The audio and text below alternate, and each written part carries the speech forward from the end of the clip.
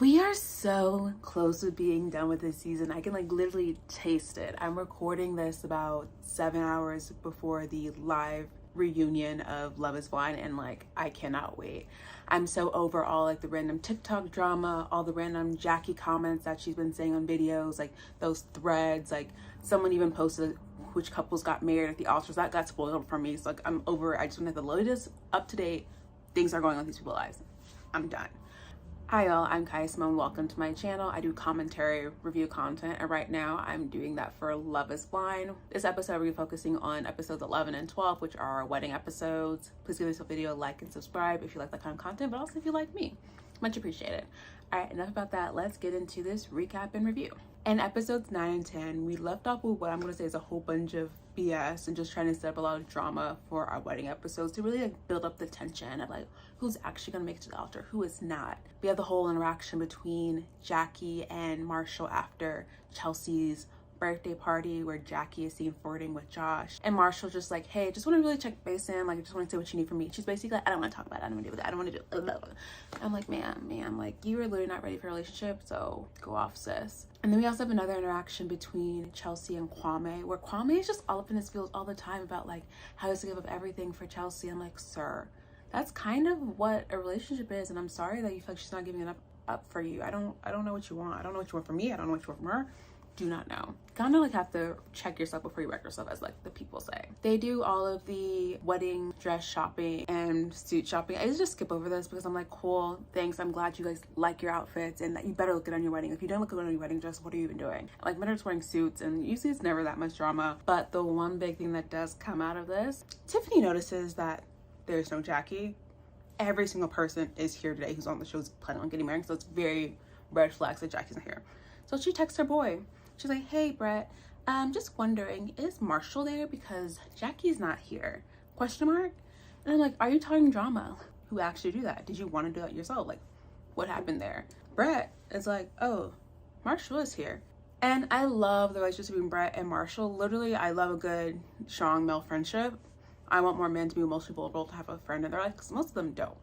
But he pulls Marshall aside. It's like, yeah, so Jackie didn't show up to the wedding dress fitting. Did you know? And he's like, no, because I'm here with my boys and I'm just trying on outfits. So of course I did not know that she was not planning on showing up. And he's like, oh, okay, well, good luck for you. Like, but bye, that kind of sucks. So Netflix flashes to another scene, which the interwebs are saying that Jackie actually met Josh after she told Marshall that she wanted to end things. But that was also after the wedding dress and suit fitting. So also like not great. But Jackie goes and meets Josh, and she's just like, when I first heard your voice, like I literally felt my nipples guard. I was like, ma'am, you can't be saying these things. Like, this is not, I mean, I guess Love is Blind has really proven that they're not a child-friendly show this season, because like I felt scandalous multiple times during this season, and I'm just like, I'm 27, like I was feeling scandalized. I was like, oh my gosh, cover my ears. And Josh was like, yeah, I really would really love to try and make things work. I'm sorry I was drunk. And she was like, well, I just thought you weren't emotional in this pods, but you know, like Marshall's not a man enough for me. So yeah, like let's pursue this. And they kiss. They literally kiss. And I'm like, are you cheating? Are you cheating? But I'm like, no, maybe it's just editing. But I'm just like, what the fuck, too? Like, can't wait for this reunion. I hope Josh comes. I hope that they're giving us real-time drama. That's what I was looking for. That's my biggest complaint before was real-time drama, and we're getting it. Marshall gets back from the fitting, apparently, and he's like, hey, I just want to know what I need to do to better get us to push along. Like, what can I do? And Jackie's just like, you're just so emotional, man. Like, you're just so emotional. You want so many things from me. You always want to talk, and like, I don't want to do all that. And I'm like, ma'am. I keep calling her ma'am because like she confuses me, and ma'am is like my serious way. You were not ready to go on a dating show. Don't know why you went on a show where the end goal is marriage if you cannot have serious emotional conversations. I've said this once, I will say this again. Netflix needs to stop doing this show, or the next season they need to start having a therapist. They need to start having people vetted, evaluated to make sure that they're not causing trauma on people. We had Shake and Dipti trauma. We had Shane and Natalie trauma. We had the Jared and Yana stuff, trauma. Like, and we had that, what, Danielle and whoever his name is, trauma. Like, you guys need to stop doing this, Netflix, and take some ownership. That's my piece on that. But also, Marshall, you need to stop having people projects like what you need to work on. Like, just need to find someone who's on your level, and like that's it. You don't need to be doing all this. Why do you need to be a savior? Why do you do all that? No. Oh, I forgot to mention this. Marshall asks for the ring back, and Jackie's like, I'm sorry, but I regret to inform you that I'm not going to do that. Like, it's mine. It's a repetition of you wanting to marry me, and I can keep it. And Marshall's like, okay, fine. I get why he asked it, because that's something he would do in this situation, but also he didn't pay for the ring. Then we also have a little thing with Tiffany being stressed about the wedding with Brett, but that's just her being stressed about a wedding. I think they'll get married. I love them. I think they'll die together. If there's any couple that dies together from Love is Blind, I'm gonna say Brett and Tiffany. Now, hopefully not now, but you know what I'm saying. Now let's get into episode 11. 11's our first wedding episode, okay? We have the Chelsea and Kwame wedding. So we're gonna be focused on Chelsea and Kwame right now. Trying to convince you, the user, that these are people who are not getting married, when I believe they're gonna get married. I think Netflix also knows they're gonna get married. That's why they're trying to make you believe that they won't. Keep you enthralled, you know? It's like their big hook before like the main wedding episode and the reunion. So they're like trying to get the people guessing, kind of be guessing. But Kwame does tell Chelsea that he's not sure he can give her his last name if his mom doesn't say yes. That makes Chelsea feel really uncomfortable, because she's like, I thought we were so sure about this, but like now I'm second guessing, because like he's looking at things very negatively about their first year being really hard, tumultuous, a whole like uphill battle, a struggle, like they'll have to fight their way through it. And Chelsea's like, no, it should be joyous, it should be positive, it should be a place of like hope and love. Like that's gonna be your best year. Like that should honestly be your best year, that honeymoon period. It's really the honeymoon phase for a reason, right? It shouldn't be like we're getting a divorce phase. So like let's think about that. That makes her unsure. And I think Kwame is just, I think what we really need to realize is that Kwame is just very good at vocalizing his issues and his problems. And just because they're in just a short period of time, they have so many things to work out on, I think he comes across as a lot more intense than it actually was. If you were dating someone for like a year, 2 years, 3 years, his main 3 points would just come up every now and then. Like, oh yeah, I live in Portland, you live in Seattle. Yeah, well, you know, like, this is why I'm moving kind of fast. Like, you know, you're white, I'm like African. My mom was a little weird about that, you know? Like, you work a lot, and I'm not sure if we already have kids. Like, those would just be their 3 main points that they would work through for the course of like years. But they're just having to do it in such a period of time. But at least he's vocalized about it, right? At least he's not like not bringing it up at all. And I think that's kind of where we're all messing up about stuff, is that like he's doing fine, but we're just like being weird because it's a short period. I don't think he doesn't like Chelsea. I don't think that's the case at all. I just think it's weird how we're trying to like portray that and say like, oh, he's not interested at all. And I think he is. He's concerned. He's vocalizing. Like, that's fine. You know, at least it's not Jackie who's just being like, ugh, you know, you're just like want to talk to me. You know, like, guys, there's an acceptable level to vocalize his issues. He's just doing that. So I think you just need to be real and calm down about all that drama. I've changed my story tune obviously, but you know, hey. We get into Chelsea and Kwame's wedding day, and Chelsea is so happy. Like, she's crying. She's with her mom. She's like, it's gonna be the best day ever. And I hope it is the best day ever. I don't want anyone to ever have a bad wedding day at all. I don't want anyone's fiance to not show up, to say no at the altar. Those are all traumatic, bad experiences. So I hope the best for Chelsea. Kwame's sister goes to Chelsea and gives her a gift and tells her thank you so much for being the man that Kwame is nowadays. And like, they're both crying and hugging. And like, it reminds me, it's probably a bad parallel, but it reminds me when because Raven's parents didn't come to her and SK's wedding last season, but SK's mom was like, hey, I'm welcoming you to the family, and was like hugging her and so embracing. And like, it's very upsetting that your partner's family has to overcome the issues that you have in your own life with your family or like with theirs, but like, it's a beautiful moment. And I really love that. And I'm like so happy for both. Like, I'm so happy that at least he has supportive siblings. If your parents aren't there, you need at least some kind of support system. And I was glad to see that. We get to the altar. They make Chelsea go first. We will talk about this when we get to episode 12. They make Chelsea go first. She says, I do. She's like, thank you so much. She's smiling. She's like, loves it. And then Kwame is like, oh, maybe this is improvised. Maybe it's not. And he's saying really positive things, but like, you know, people say stuff, but it sounds like a butt's coming. He's like, I remember first time talking to you in the pods and your energy, but I felt like there was a butt coming soon. And that's where we leave off. Episode 11. And if all of you out there had a whole week to like sit in the drama of like, oh, are they gonna get married or not? But like, luckily, you're about to watch this video, so we can go into that right now.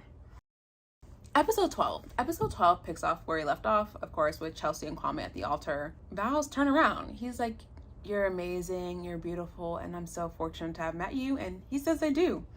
So to all of you haters out there who were like, Chelsea and Kwame will never get married, they got married. So are they divorced now? We will know in a few hours, or maybe we know now depending on when you're watching this. So hey, so 1 wedding down,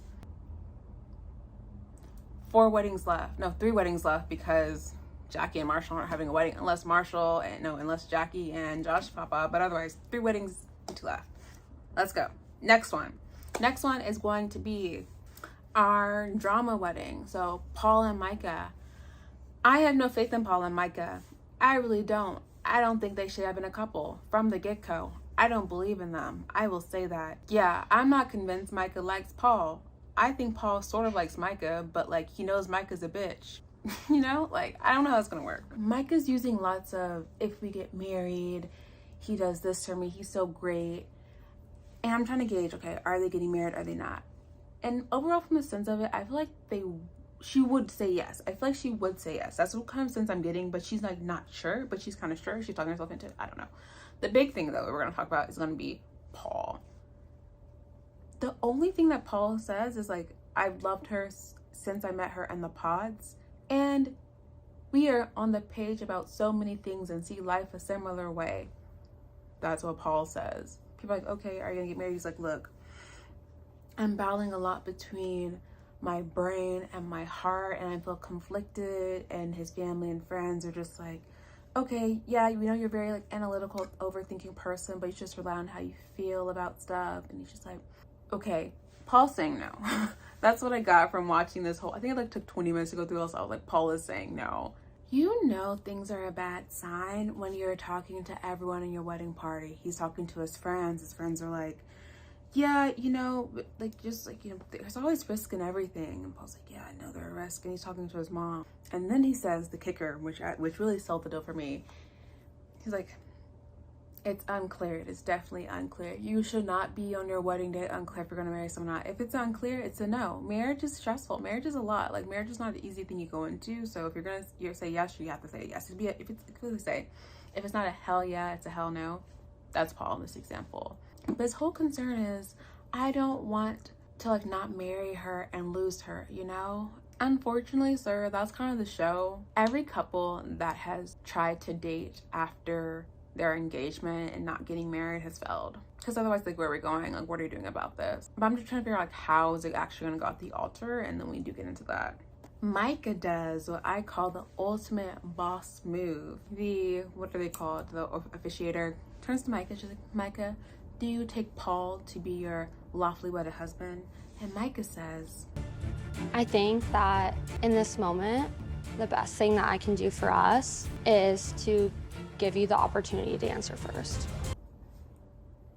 Imagine being at an actual wedding and someone says that. Imagine like that being your wedding is like that. Like, how can that go well? Like, how? Even if he says yes, were you a no? Why would you unsure? Like, how would that ever work out okay? And I think they like talk about that enough. Like, I don't get it. I don't get it. Like, it's not it. That's not how things go. Crazy. It was a crazy moment for this episode. Up to this point, people were smiling. They're having a good time. But then but when she says it, like, people gasp. They literally are gasping. Shelby's like, look, that girl cannot hide an expression and save her life. She's like, yeah, I hope he says no. What did you want? And like, Paul's mom was just like, what? Like, literally not a great look. I don't know how you could have come back from this, even they both said yes. Paul continues to dig the ditch deeper by saying, I think the best thing I can do for the both of us, as we're not ready yet, is to say no. And I'm like, Paul. Micah's face dropped. So up until this point, I wasn't really sure if she thought he was going to say yes or no, because she was smiling. Otherwise, she's a great actress or liar. But I honestly think Micah thought they were going to say yes, like he was going to say yes, but he just wanted to like make sure that he was sure versus feeling the pressure of her saying yes. Like, now in retrospect, I'm like, maybe that's kind of what she's going for versus being like trying to make him seem the bad guy, which some of you guys think it is. Let me know if you guys think he is the bad guy or not, or like what's what she's trying to do. Would love to know. After he says that, Micah switches the script and says, I felt like you were gonna say that, you know, like, I feel like you haven't been emotionally supporting me enough. And then like storms off. He's trying to talk, but she storms off. She's upset, obviously, because it's not a good look. It's never, no matter what your intentions are, you will never be happy with someone leaving you at the altar. That's just not fun. I pray to the Lord and every single Lord and sweet baby Jesus out there that never happens to me. Paul gets to have his whole like side scene where he's just like, I really thought about it and I do love her, or I did love her, but I want to have kids one day, and I've never seen a maternal instinct from her. Basically being like, she's not nice and kind. And he said, basically, he's like, I've never felt loved. Maybe she does love me, but she's never treated me like that. And maybe it was like a feedback cycle for the fact that like she never showed me love, so I never showed her more affection, and then she started feeling that. And then it was just like this negative feedback loop. At least in terms of envisioning Micah as like, a mother, I think for me it was like difficult. But he's like, basically that's like what I ever got from her. And like, basically if you go back to like their Mexico episodes, they were not affectionate at all. I think that was why it was really hard to believe that they would actually make it to the altar and they actually liked each other, because she basically just saw some best friends. So like, I don't know where she got the idea that they were this whole big love story waiting to happen. I didn't see it. 2 down, 2 to go. Now we have a lovely palate cleanser of Brett and Tiffany. I can't even lie, these two get married. I think we all knew that. From the get-go, whenever anyone's talking to them, they're like, will you say yes to the altar? Tiffany's like, yes, he is everything I've ever wanted to and like looked for. Brett's like, yeah, I wasn't sure and I didn't want to lose anyone else, but like Tiffany's so amazing and perfect and she makes me better. And I'm like, yes, this is the kind of energy I need from a wedding right now. This is what I want. Tiffany sees a train go by in this Seattle night. She's like, oh, that's a good omen. Like, it's gonna be a great day. It's raining. It's Seattle, but like, it's raining. But yeah, sure, find what you need. Brett is having great conversations with his brother, his friend, and his dad. And he does take the moment to ask Tiffany's father for a hand in marriage, which I love. Yes, it's archaic. Yes, it's not needed, but it's beautiful. And he says like, yes. And Brett just tells a great story about like how he never thought this was going to be from him, and he never would have met Tiffany normally. And his parents had been together for their whole entire relationship through the hardships, with his mother having some mental issues, his father is never leaving, and he really appreciates the fact that Tiffany's parents also have that same thing. And I'm just like, oh yes, you guys are both very into like your stable Black long-term relations. Like, I'm here for it. They get to the altar. Brett cries, and like Tiffany's like, I didn't think he was gonna cry. I'm not gonna talk through all of this. I obviously can't play all of the clips, but I will try to intersplice some of their wedding vows. I think we're just so beautiful, and I hope that we all find that one day. I truly feel that I found my life partner in you. It's how you carry yourself, your optimism. Like, I said this to someone recently, I hope I get married or find my partner earlier than this, but if I'm single until I'm 37, 38, like those two, and if it's with my forever partner, so be it. It was worth it. Yes, I know those like next decade is gonna be hard, but if I'm like waiting for that person, it's fine. I think we have to all put that in perspective. Yes, you can be married right now. I can be in a relationship right now if I really didn't care who it was with. Your kind and loving soul. That actual person's perfect for you, it's going to take some time. You also look outside your comfort zone. Brett, your soul is so beautiful, Brett. It's who you are. It's your character. I'm gonna admit, I stepped away from a second because I was like, oh, Chris, I'm gonna get married. And I was like, let me go to the restroom real quick. Let me go grab a little drink. I come back. Brett's looking sad and he's outside. And I'm like, why is he outside? Did the wedding not happen? Did someone say no? I'm really stressed out. I'm really concerned at this point. And I see Marshall and hugging him. I'm like, why is Marshall hugging him? Did someone? But I took a step back and I realized that Marshall showed up to support Brett because like they're best friends now.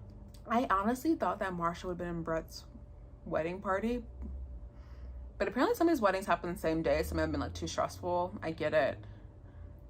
They're hugging. Brett says this really nice thing about, thank you for supporting me even though I know things are hard for you. And I'm like, yes, like I eat it up. I eat up so much. Like, I'm so happy for both of them. Not like happy for Marshall that like his life sucks, but he shouldn't be with, that was a bad choice. Apparently, I'm gonna do a whole video in probably like a week about all the offline drama that you probably didn't catch on the reunion, you might be aware of. One of those being that Marshall, after the whole Jackie thing, he dated another contestant on the show immediately after, and that went like so south. So we're not all singing praise about Marshall, just for your perspective, okay? 3 down, 1 to go.